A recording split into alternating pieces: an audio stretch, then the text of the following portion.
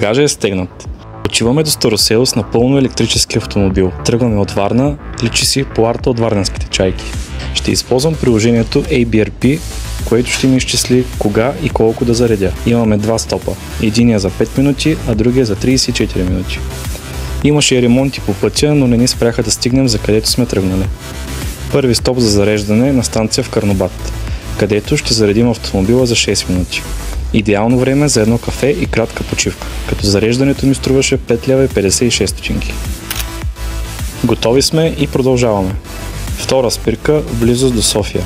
Колата гладна, ние още повече. Тук ще заредим 30 минути, тъкмо ще можем и ние да си вземем обяд. Този път зареждането ни излезе 21 лев и 18 стотинки. И пристигнахме в Старосел, където имаше и други коли на топ рент-кар.